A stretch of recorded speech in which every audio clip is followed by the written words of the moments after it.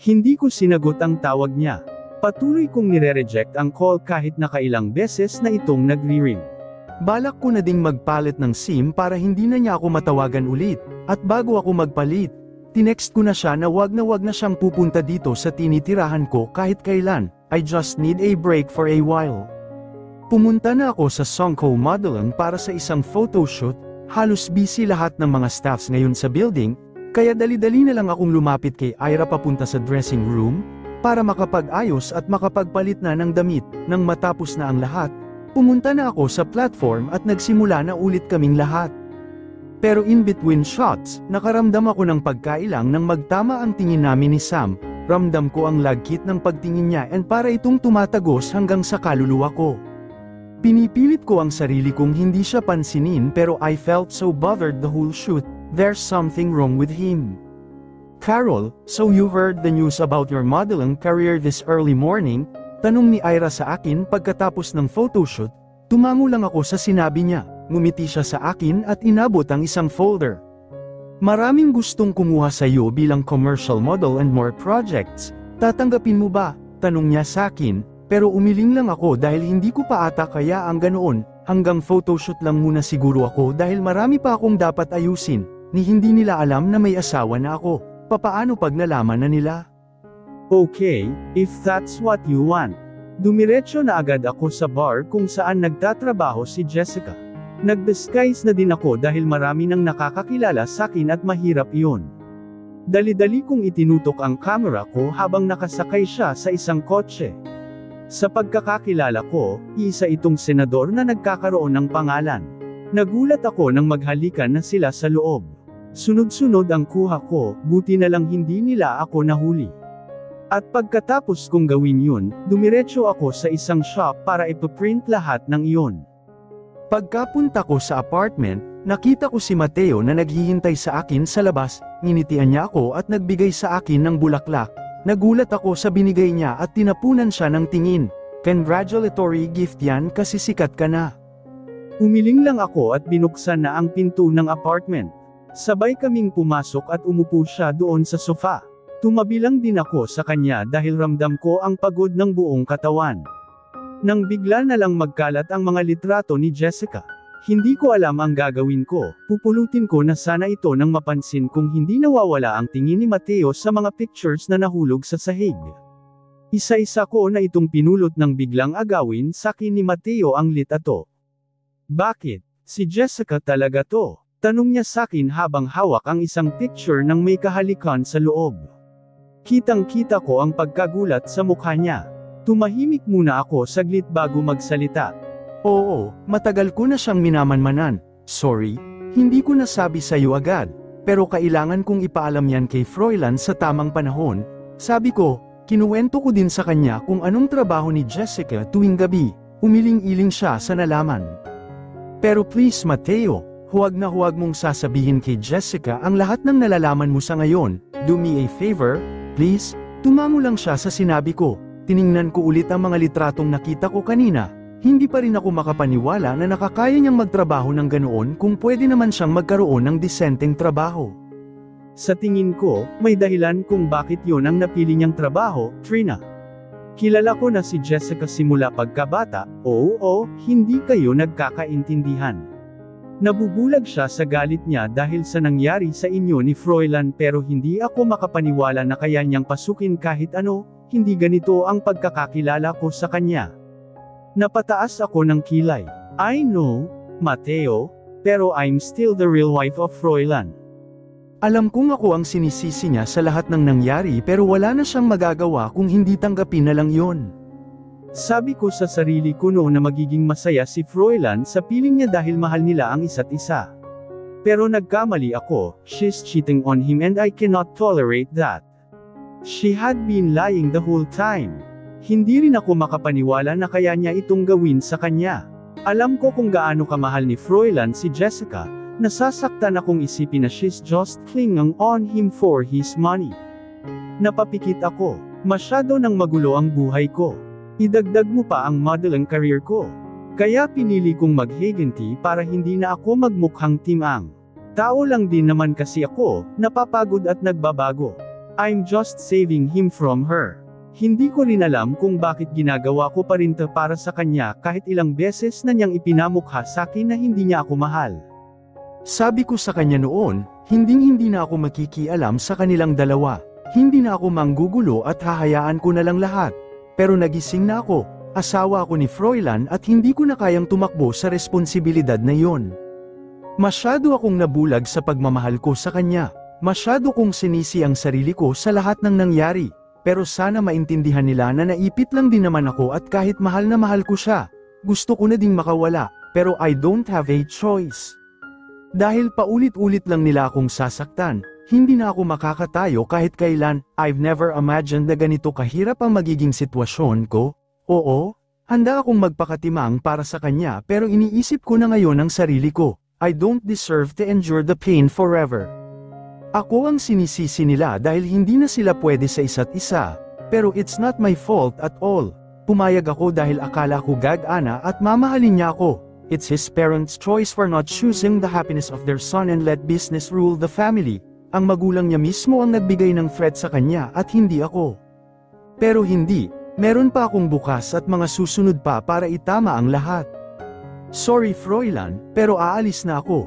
Ayoko nang maging asawa mo sa kagipitan. Hinawakan ni Mateo ang kamay ko.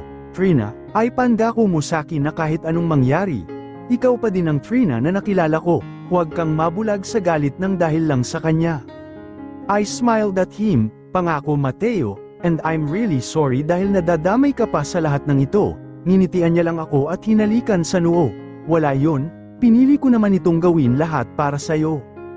Pinagpapawisan na agad ang aking mga kamay pagkatapak ko pa lang sa gate ng university.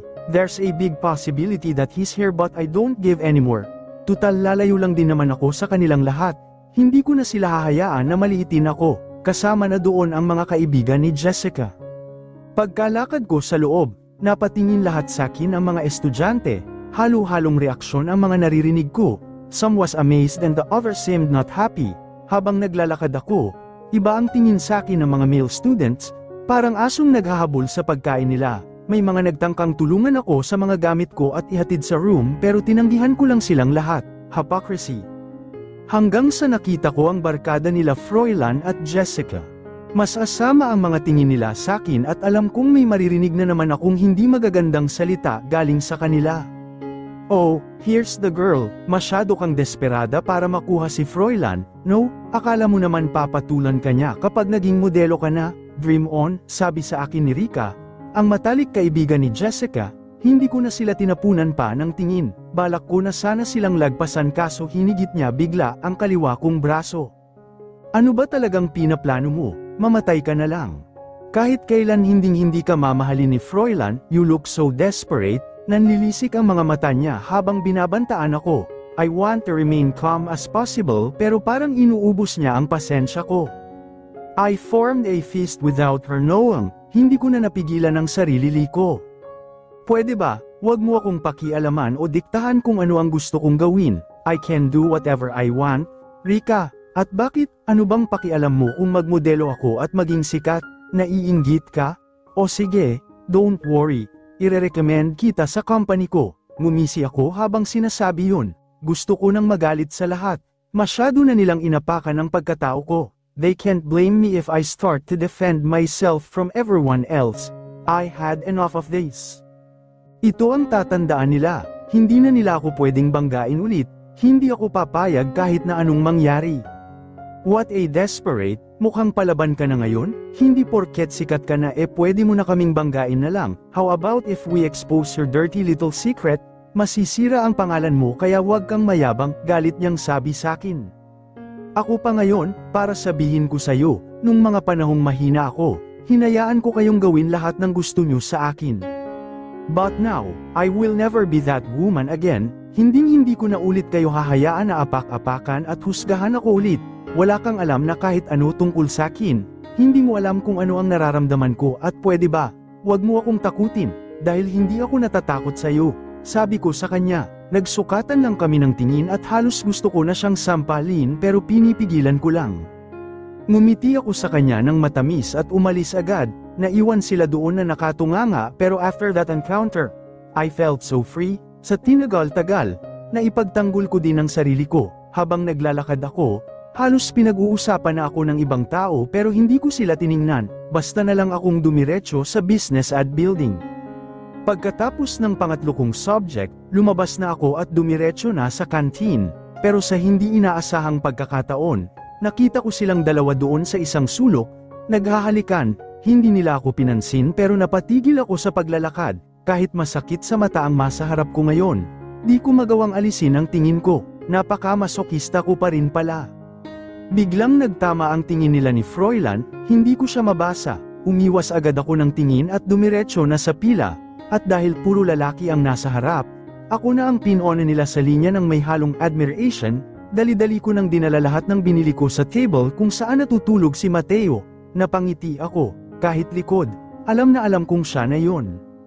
Kinalabit ko siya, Mateo, bakit dito ka natutulog? Tanong ko, bigla siyang nagulat sa akin at dali-daling pinunasan ang mukha, I saw his cute face, medyo namumula-mula pa. Mas gusto ko kasing natutulog pag maingay, sanay ako sa ganun, katwiran pa niya. Napataas tuloy ako ng kilay, alam mo, ikaw pa lang ang nakilala kong gustong natutulog kapag maingay, ang weird mo talaga minsan. Napatawa siya sa sinabi ko, alam mo bang sobrang ingay ng mga kapitbahay namin kahit madaling araw? Ayun, nasanay na ako sa ingay dahil sa kanila. Napakamot na lang siya ng ulo pagkasabi niya nun. Nagsimula na akong kumain at kinalimutan na lang ang nakita kanina. I started eating when I felt something on my head. Nagulat na lang ako sa nangyari nang bigla akong may naramdaman na malamig na bagay sa ulo ko. Napatingin ako sa likod. Sabi ko naman sa'yo, huwag mo akong kakalabanin. Ngumiti si Rika sa akin na parang naghahamon at inikutan ako ng mata at saka umalis. Hindi ako makagalaw sa kinatatayuan ko. Talaga bang hindi niyo ako titigilan? Hindi na lang ako kumibo at pinunasan ang ulo kong binasa niya ng maligamgam na tubig pero pinigilan ako ni Mateo. Siya na ang nagpunas noon at habang ginagawa niya yon, hindi ko mapigil ang sumimangot, bigla niyang kinurot ang ilong ko, sinamaan ko lang siya ng tingin. Pumapangit ka kasi kapag nakakunot ang noo mo, masisira ang karir mo niyan, pagbabanta niya habang tumatawa. Mas lalo akong nairita sa kanya kaya naman binigyan ko siya ng napakasama na tingin. Hindi mo man lang sinabi sa akin na babuhusan niya ako ng malamig na tubig, nakakainis ka, bulyaw ko sa kanya. Sorry talaga, di ko kasi napansin, hoy sorry na. Diretso siyang nag-explain pero bigla na lang napunta ang tingin ko sa gawing likod. Pagkatingin ko sa pintuan, nakita ko silang dalawa na pumasok, tumingin sa gawi ko si Froilan at binigyan ako ng makahulugang tingin. Hindi ko siya mabasa pero alam kong may pagbabanta sa mga mata niya. Hindi ko alam kung matatakot ako sa ginagawa niya pero pakiramdam ko hindi maganda ang mangyayari. Saglit na lang Froilan, pasasalamatan mo pa ako sa gagawin ko, sana lang talaga. Pagkatapos ng klase, nagbihis na ako sa may shower room at naisip ang pumunta ng mall.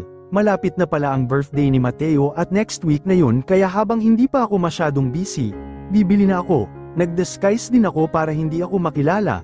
Gusto kong gawing private ang paglabas-labas. Pagkadating ko sa mall, iba-ibang tingin ang natatanggap ko.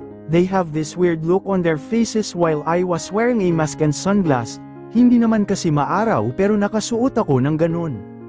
Dumiretso na ako sa department store. Gusto kong bigyan ng relo si Mateo kaya naghanap ako ng babagay para sa kanya.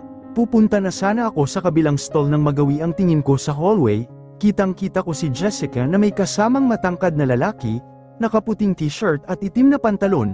Masaya silang nag-uusap nang mapansin ko ang stroller na hawak ni Jessica. May kasama silang bata, napailing ako, baka mali lang ang iniisip ko. Ano ba talaga ang tinatago mo, Jessica? Pagod akong pumasok ng apartment, pagkabukas ko pa lang ng pintuan bigla akong nagulat sa nakita. Kalat-kalat lahat ng mga gamit ko, sira na rin ang iba kong appliances, natataranta ko itong pinagmasdan habang nakakuyom ang kamao. Pero alam kong hindi ito dahil sa magnanakaw, kilala ko na kung sino ang may gawa, iisa lang naman ang naiisip ko the whole time. Dumiretso ako sa kwarto at una kong tiningnan ang kama ko. Tiningnan ko sa ilalim kung nandito pa ang mga litrato, napahinga ako nang maluwag nang makita ko pa yun, Hindi ko ata alam ang gagawin ko pag nawala ang mga ebidensyang magpapatunay na manloloko si Jessica at pineperahan niya lang si Froilan, lintik lang talaga ang walang ganti. Ngayon, pati ang mga kaibigan niya nagsisimula na ng gulo. Napahawak na lang ako sa sentido ko, hindi ko na talaga mapigilan ang galit ko sa kanila. Dali-dali kong kinuha ang cellphone at tinawagan agad si Froilan, mga ilang segundo bago niya ito sinagot. "Why are you calling this late?" Naiinis niyang sagot, inikutan ko lang siya ng mata habang sinasabi niya yon. Wala naman akong pakialam kung natutulog na siya ng maayos, hindi ko mapapatawad ang ginawa niyang pagsira sa apartment ko. "Bakit kailangan mong sabihin sa mga kaibigan mo kung saan ako nakatira? Ginulo niyo ang apartment ko. Di ba sabi ko sa'yo, wag na wag ka nang tatapak dito? Hindi ka ba nakakaintindi?" Sigaw ko sa kanya. Alam kong inis na siya dahil gabing-gabi na at nagwawala ako. He hates that. "Are you insane? Why would I enter your unit?" Tinanong lang nila kung saan ka nakatira so I just answered them. "I cannot control them, Ortiz, so shut up your mouth, you're disturbing me." Yun lang ang huli niyang sinabi bago pinatay ang tawag. Uminit bigla ang ulo ko. Napasapaw na lang ako sa noo. How could I love a beast like him? Napatingin na lang ako sa mga gulugulong kong gamit sa sahig, nang dahil sa ginawa nila. Gustong-gusto ko silang gantihan. Pagkapasok ko sa university, hinahanap ko ang tropa nila Jessica. Dumiretso ako sa soccer field dahil doon ang tambayan nila. Nakita ko pa silang nagtatawanan at nagpapakasaya. Pagkatapos nilang sirain ang lahat ng gamit sa apartment ko, nilinis ko yun lahat hanggang madaling araw. Hawak-hawak ko yung hose na pinandidilig sa garden sa tabi ng soccer field. Dali-dali ko itong binuksan at itinutok sa mga magbabarkada. Nakatago ako sa mga halaman para hindi nila ako makita. Isa-isa na silang nagsigawan at basa na din silang lahat. Kitang-kita ko kung papaano mainis si Froilan, ang arte-arte ng Jessica na yun, parang hindi laking squatter. Tumakbo na ako paalis para hindi nila ako makita. Buti na lang walang nakakita sa akin habang ginagawa ko yun. Napatawa na lang ako. Kung gusto nila ng ganitong laro, okay game, makikipaglaro ako sa kanila. "Trina, pinapatawag ka ng tropa nila Froilan," bulong sakin ng katabi ko.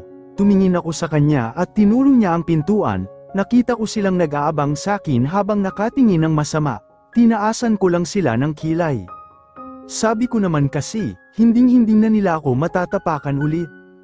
Diretso ako sa gym ng taas noo. Nakita ko silang nakaabang sa akin at mas asama ang mga tingin. Hindi ko na lang yun pinansin at hinarap ko na sila. "Ano bang kailangan nyo?" Tanong ko sa kanila. Naglakad si Rika papunta sa harap ko. "Gusto mo ng ganitong laro? Sige, we can play with you. Pero ito ang tandaan mo, we will never let you win," she warned me. Napatingin na lang ako sa malayo. Hindi ako nakikipaglaro sa kanila. Gusto ko lang makatayo sa sarili kong mga paa. "Rika, I'm not playing a stupid game. Kung inaakala niyong magiging mahina ako habang buhay, you're wrong. Hinding-hindi na ako magpapaapi sa inyong lahat." Pagbabanta ko sa kanya, ninisya niya lang ako at inikutan din ng mata, as expected from her. "Trina, kahit itanggi mo weakness 100 times, it won't change my perspective about you. Kilala na kita? I know you're weak and well, pathetic, magaling ka lang magpanggap, nagtatapang-tapangan, hindi ka pa ba masaya na nanira ka ng relasyon? You're hopeless." Natahimik ako, bigla akong natamaan sa sinabi niya. Gusto kong magwala dahil totoo naman lahat ng sinasabi niya. Mahina akong babae, nagtatapang-tapangan lang ako pero sa loob-loob ko hirap na ako. Gusto ko lang tumayo ng mag-isa. Gusto kong matutong lumaban kasi ayaw ko nang magmukhang kawawa. "Rika, just stop," biglang nagsalita si Froilan. Tiningnan ko lang siya pero hindi niya ko tinatapunan ng tingin. "It's funny how ridiculous you sound, Rika, when I know a dirty little secret that lies within a pretentious." Naniniwala talaga ako sa karma. Makahulugan kong tiningnan si Jessica habang sinasabi yun. I smirked in front of her before leaving their squad. Nakakapagod sila, parang mga bata. Tumalikod na ako at sinisigurado kong huling pag-uusap na namin yun. Dumiretso na ako agad sa dean's office at ibinigay na ang papel na dapat matagal ko nang ginawa. Magulo niya itong tinignan bago ako tinanong. I asked someone for help para madali nila akong payagan sa gagawin ko. Minsan lang ako gumamit ng koneksyon. "Miss Ortiz, sigurado ka bang magagawa mo lahat ng activities once you return?" Tanong niya sakin. Tumango na lang ako. Nag-back out na din ako sa painting competition dahil may mahalaga akong gagawin. Alam kong maraming magbabago pero sana ito na talaga yung simula. I'm not leaving because of him but for myself. Okay, please come back. We really need you. Konting buwan na lang pagbalik mo at finals na. So please do your best, okay? Sabi niya sa akin. Nagpasalamat na lang ako at lumabas na ng office. Nagbigay ako ng papel for a reasonable absence. Aalis ako ng bansa nang walang nakakaalam except kay Mateo na pinagkakatiwalaan ko. Buti na lang talaga nagkaroon ng magandang offer ang model company ko. I don't want to ruin my academics pero I'll work on my absences when I get back. I also have plans. Babalik na ako sa bahay namin ni Froilan. Mang-iiwan ka talaga. Sino na lang magbabantay sa'yo dun ha? Ikaw, pag may nangyaring masama say, hindi na naipagpatuloy ni Mateo ang sasabihin niya nang putulin ko ang sasabihin niya. Flight ko na kasi mamayang alas 12 at nag-aayos na ako ng mga gamit. Mateo, babalik ako, okay? Kailangan ko munang mag-isip, mas nahihirapan ako dahil nakikita ko pa din siya sa university. Please understand me, I also need to work my assignment off dahil sa kontrata ko sa Songko. Nakakapagod pero this is the only way to save my self-esteem. He sighed. Nilapitan niya ako at hinawi ang mga buhok na nakaharang sa mukha ko at nilagay sa gilid ng aking tenga. He smiled at me. Nagpapasalamat talaga ako dahil nandito siya. Siya na lang ang nag-iisang sumusuporta sa akin pagbalik mo dito. Sana ikaw pa din ang Trina na nakilala ko. Huwag kang magbago dahil magagalit talaga ako. At sana, pagbalik mo dito hindi ka naiiyak dahil lang sa kanya. Naiintindihan mo ba? Huwag mong sayangin lahat dahil lang sa walang kakwenta-kwentang lalaki. Ngumiti ako sa kanya at niyakap ko siya ng mahigpit. Salamat Mateo, mamimiss ko yung guardian angel ko, bulong ko sa kanya. Pag naging sikat ka na talaga, huwag mong kakalimutan na batiin ako sa TV. Okay? Tanong niya sa akin. Tumawa na lang ako at sabay tango. Nginitian ko si Mateo bago ako umalis at sumunod na kay Ira kasama na din ang iba pang staffs ng Songko papasok ng van. Hindi na ako lumingon pang muli at baka hindi pa ako umaalis. Para sa akin din naman ito, sa ikabubuti ko. Pero Froilan, I just hope that you know my worth in your life after this. Kahit konti.